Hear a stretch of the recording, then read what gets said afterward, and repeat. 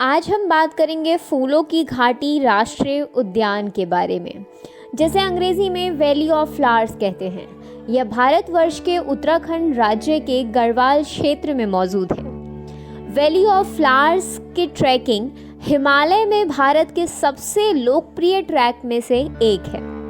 यह फूलों की घाटी विश्व संगठन यूनेस्को द्वारा साल 1982 में घोषित विश्व धरोहर स्थल नंदा देवी अभयारण्य नंदा देवी राष्ट्रीय उद्यान का एक भाग है।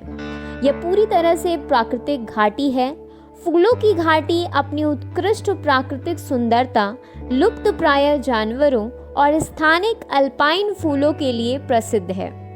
यह घाटी भारत के राष्ट्रीय उद्यान की श्रेणी में आती है और लगभग 88 वर्ग किलोमीटर के क्षेत्र में फैली हुई है। इस घाटी पर घूमने का सही समय मई से अक्टूबर तक का होता है, क्योंकि इस वक्त ठंड कम होती है, जिसके कारण बर्फबारी भी कम होती है। अब यदि हम पर्यटन बजट की बात करें तो यदि आप होटल में रहते हैं तो 1000 से 1500 एक दिन का 2 लोगों का खर्चा आता है। वहीं यदि हम खाने की खर्चे की बात करें तो 2 दिन में 2000 से 2500 तक का खर्चा खाने का आता है। सबसे ज़रूरी बात कि यहाँ खाने का सामान लेकर जाना ना भूलें, क्योंकि रास्ते में किसी भी प्रकार की कोई खाने की दुकान रास्ते में नहीं मिलती है। अब यहाँ पहुँचे कैसे? वैली ऑफ फ्लावर्स जाने के लिए सबसे पहले आपको पहुंचना होगा जोशीमठ। जोशीमठ उत्तराखंड का एक छोटा सा गांव है और आपको यहाँ पहुंचने के लिए हरिद्वार या फिर देहरादून या फिर ऋषिकेश से बस मिल जाती है। फूलों की घाटी से जोशीमठ की दूरी मात्र 20 किलोमीटर है।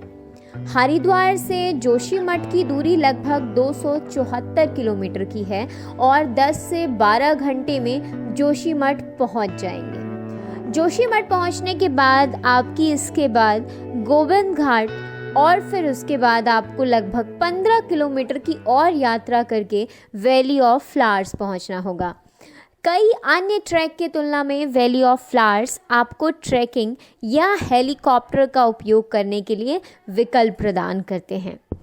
गोविंद घाट से घांघरिया तक एक हेलीकॉप्टर सेवा है, जो आपको घांघरिया के हेलीपैड मैदान में उतारेगा।